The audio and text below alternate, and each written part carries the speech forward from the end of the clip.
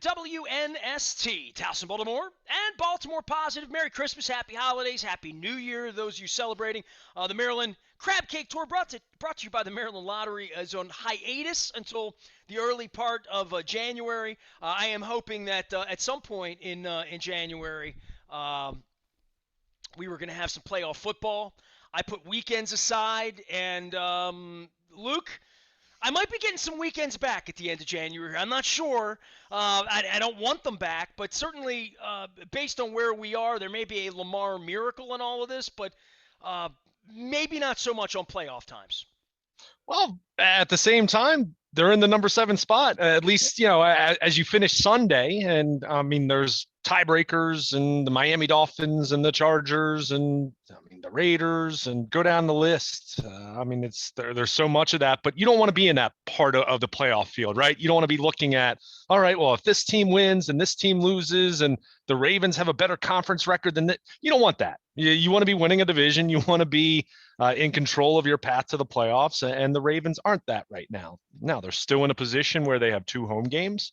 If they win both of those home games, they are in a very high probability of making the playoffs then via the division, which is less of a chance because you're depending on the Bengals to lose, or via the wild card, which is where they're really looking right now. So, but it's not feeling good when you've lost 4 in a row and you lose in the way that they lost on Sunday. Now, they'll have COVID guys that should be coming back.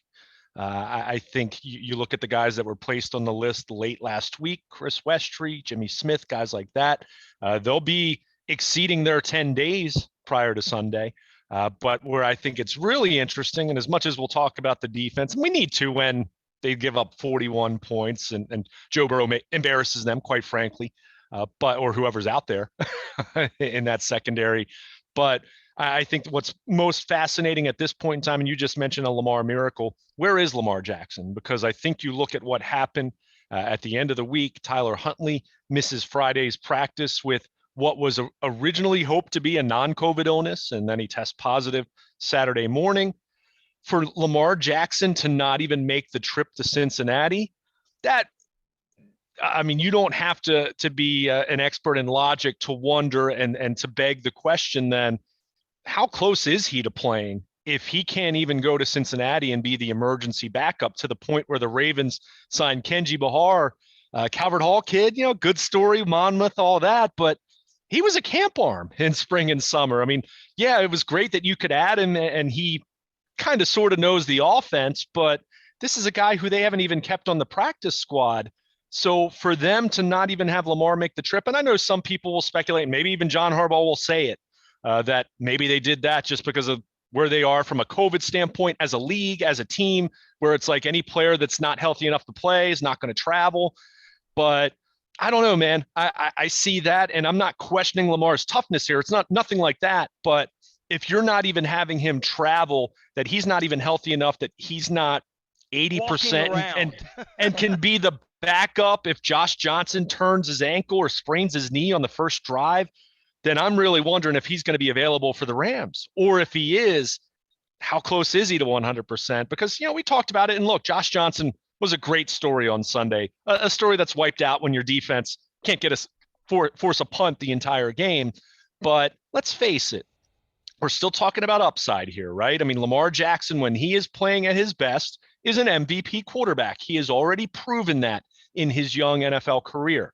Tyler Huntley has played admirably, has played well. You feel for the kid because he had a chance to really do some special things against the Bengals, even though Johnny Unitas in his prime wouldn't have mattered. Could have been out there and it wouldn't have mattered for the Ravens because their defense couldn't stop anybody. But if you're talking in terms of upside, clearly Lamar Jackson gives you more upside than Tyler Huntley or Josh Johnson at this point in time. Is it going to be the best version of Lamar? Well, time will tell. And until he gets back on the field, it's a moot point. But it's really an example of, that upside I'm talking about. In the same way we talked about it when you lose J.K. Dobbins, or you lose Ronnie Stanley at left tackle, you lose Marcus Peters and then Marlon Humphrey at corner. These are upside guys. These are guys that you're either already paying a lot of money to, or guys that you're thinking about paying a lot of money to at some point in the not too distant future. When you're missing those guys, it really does cap your ceiling more so. And I think that a great example of that for me, and I wrote about this at BaltimorePositive.com, the game felt like it was over when the Ravens had just scored the touchdown inside 2 minutes. It was a 10-point game. They had Cincinnati at 3rd and 16. They had 2 timeouts remaining with what, 112 to go in the first half. If you get a stop there, and then in a 2-minute offense, say you at least get a Justin Tucker field goal and you make it a 7-point game, you're getting the kickoff to open the second half. You've got a chance there for scores on back-to-back possessions. That was your chance to turn this game into a shootout where you had a puncher's chance at least. They still probably wouldn't have won because their defense couldn't stop anyone. But that 3rd and 16 play, you see what Joe Burrow does, and T. Higgins just makes a phenomenal high point catch. Game was over at that point. And that play right there, they're getting plays like that from Mark Andrews, who's been unbelievable, but they don't have nearly enough players on either side of the ball doing those kind of things at this point in time. And I think they're just really hurting from an upside perspective. And that's where, again, you go back to, okay, is this the week for Lamar Jackson? But if he's not even traveling to Cincinnati, just how close is he? I mean, we know, Adam Schefter's reported it's a bone bruise. John Harbaugh won't say whether, said it was an ankle sprain for 2 weeks. I mean, whatever it is, it's clearly something that's cost him now nearly 3 full games. And at this point, it's kind of, you'll believe it when you see it, when he's going to get back on the field. At least he's got to practice at this point. So we'll have an indication there. But it's just so tough envisioning, even with them in a playoff spot, through Sunday's action and still having a chance if they win these last 2 games. If you actually want to do anything, you need Lamar Jackson out there. And you need Lamar Jackson playing well, more like he did early in the season, not the guy who was struggling in November. But it's just very, very tough with everything they're dealing with. And even getting guys back, they have other guys who are hurt. Anthony Averett gets hurt on Sunday. It's very, very tough trying to add it all up and piece it together and think, 1, this team will make the playoffs, but 2, and this is really what matters, they have a chance to do anything. And it's just, it's very, very difficult envisioning that at this point in time when you've lost 4 in a row. And I mean, your defense can't stop anybody on Sunday afternoon in Cincinnati. He is Luke Jones. He's going to be in Owings Mills all week long. It's all brought to you by Royal Farms, real fresh, real fast. I took advantage of the free coffee on the app on Christmas Day, and that's 2 sponsors now. I had to figure out my password on my app. So the holidays are keeping me in check with free ham at Wise and making sure my coffee's together. I actually had some Western fries to defy Max Weiss from Baltimore Magazine about their deliciousness. So we'll debate that on another day. But certainly something that can't be debated here, for us, for our purposes, the division record, right? Like, this thing sort of fell apart. The way the league puts these schedules together, the games are weighted at the end. They just are. That's why we're playing Cincinnati and Cleveland and Pittsburgh a couple of times. This is what the league wanted. I don't think the league realized COVID was coming, but more than that, the injuries, the 17th game that we're going to add to all of this now, that other than the Chiefs, right? I mean, I don't know that anybody looks like they're out there playing with their real football team. I mean, well, Cincinnati's been pretty healthy. I mean, that's one thing you can point to. I mean, no one's getting through a year without losing. You're not getting through a year with 0 injuries. That's why I understand the sentiment, but I hear people say, imagine if the Ravens were fully healthy. Well, that doesn't really happen. Even it didn't happen 2 years ago.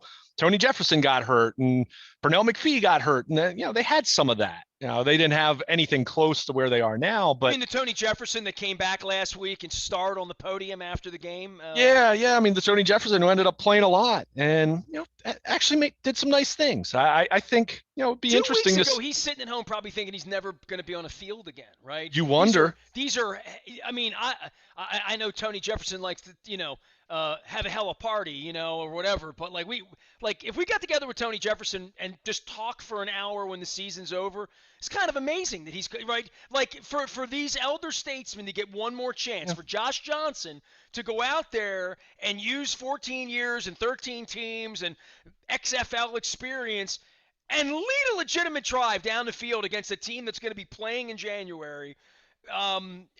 hats off to any of these guys. Josh Bynes, who's been, every time he makes a tackle, they're like, this is Josh Bynes' third turn of duty with the Ravens, which basically means they couldn't find anybody else to play, and Josh has been fine.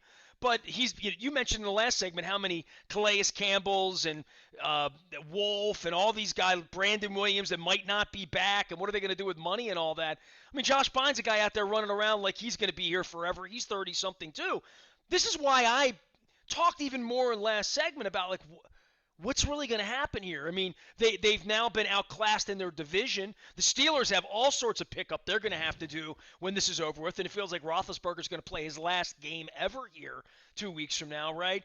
And the Browns are still like a mess. They got screwed the other day, and that's fine. They're the Browns, the Charlie Browns at Christmas time. I love that.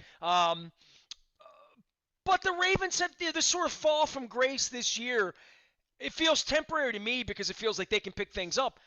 But the salary cap, but Lamar and his contract, but the aging out of a lot of players. All along, this is a mess that creates a real sort of Humpty Dumpty effect for the offseason, I think, that they're going to look up and have not played well in the division. They're going to look up and be a 500 team. They're going to look up and not know much more about their quarterback than they already know, that they're going to have to give a couple $100 million to. This is a weird sort of couple weeks for them because I don't think they're going to learn much in the next 2 weeks other than Tony Jefferson's got a lot of heart. You know what I mean? And they're going to learn that because they're going to go to post with Kevon Seymour and the rest of these guys that aren't a factor in the future at all. But that's all that sort of matters to the fans here once this is over. It's almost like we're Jets fans now. Who we drafting, man?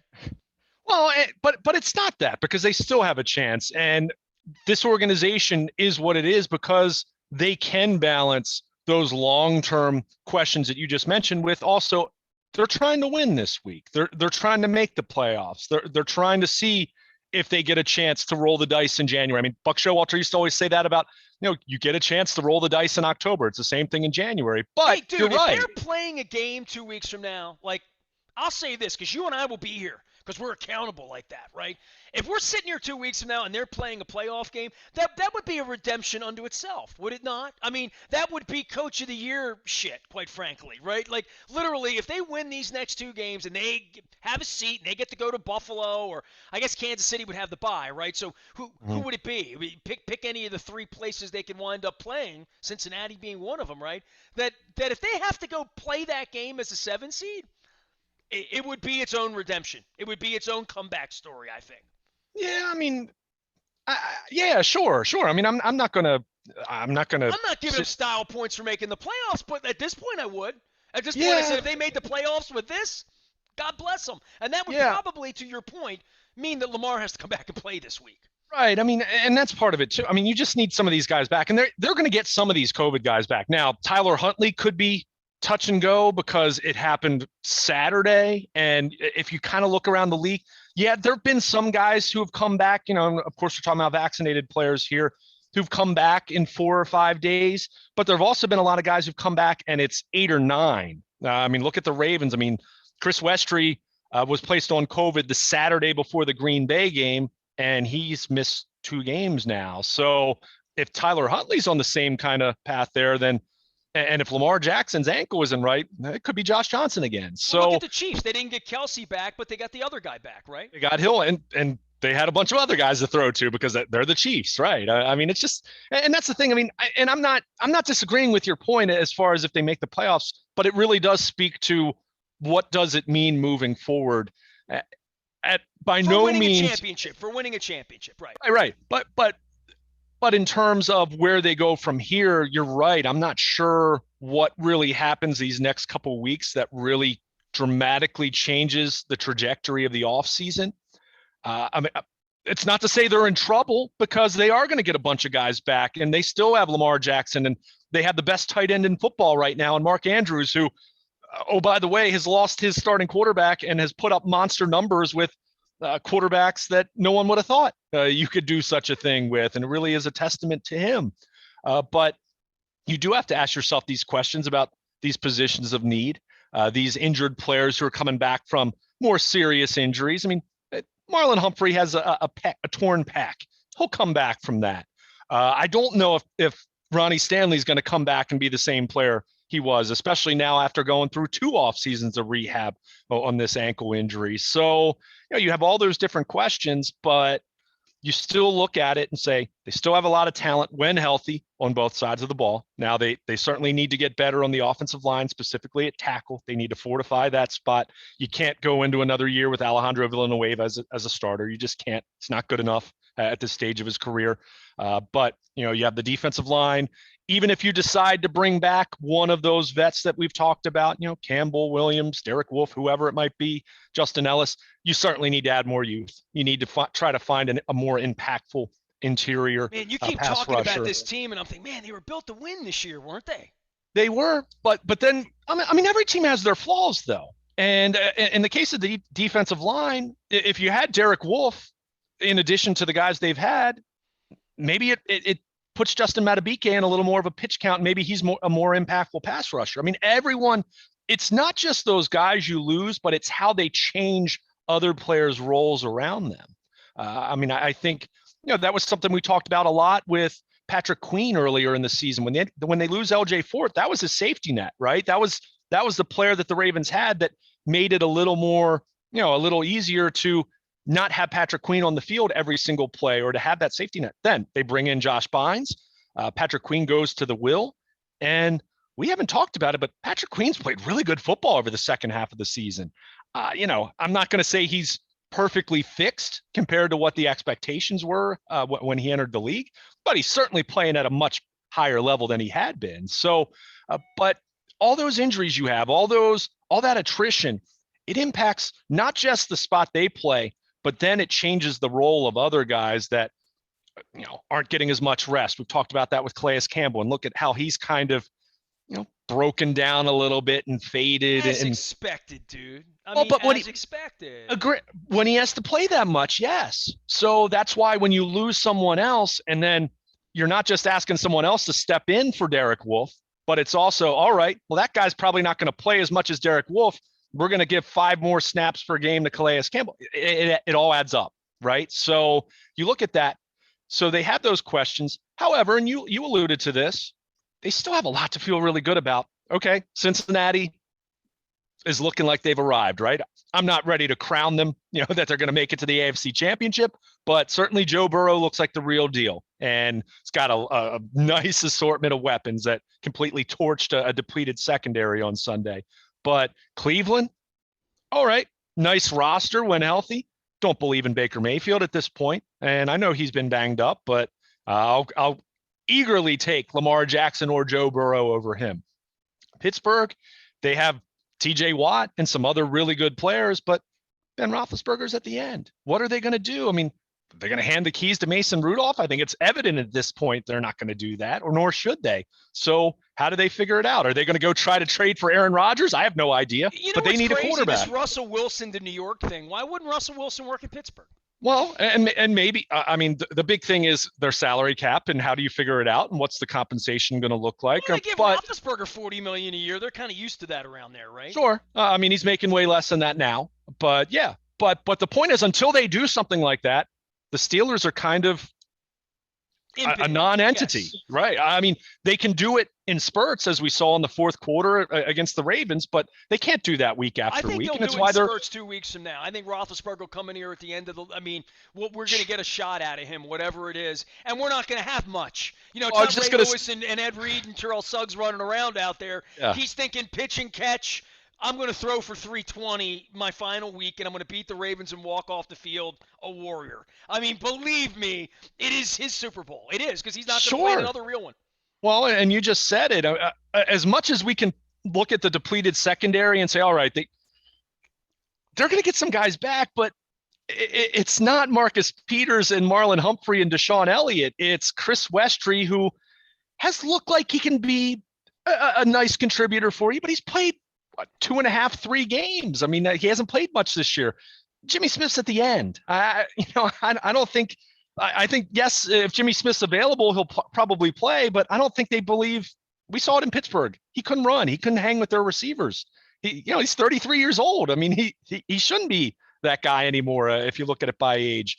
So they'll get Geno Stone back. I mean, that secondary is going to struggle, and we've seen it struggle all year. It was struggling when Marlon Humphrey was back there. So what does that mean against the Rams? I'm not sure I want to find out that, quite frankly. What does that mean against, to your point, Ben Roethlisberger in the quite possibly, quite likely the last game of his career? We'll find out, but as you mentioned, probably can expect to get the best that he has left, whatever that is at this point in time. So this team, even with getting some guys back from COVID and, hoping to get Lamar Jackson back, and you hope you get Devin Duvernay back. And, oh, by the way, Patrick Ricard, their Pro Bowl fullback, has missed 3 games in a row now with a knee issue. So, yeah, they can get some of these guys back, but you're still looking. These guys are even on the team anymore.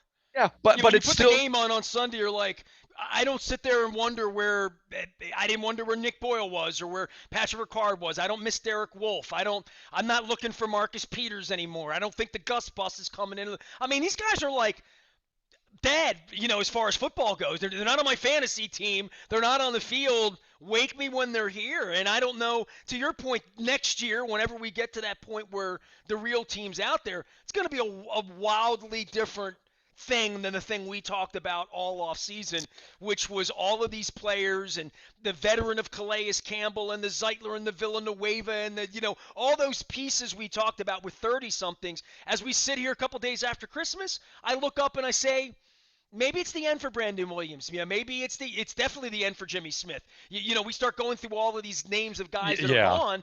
Then you're saying, okay, who's going to have those snaps next year? Right. And look, a lot of guys coming back from injury will have those snaps. I mean, like I said, Marlon Humphrey, a pectoral injury is not something that's going to ruin his career. Now in the same way that I'm concerned about Ronnie Stanley with the ankle.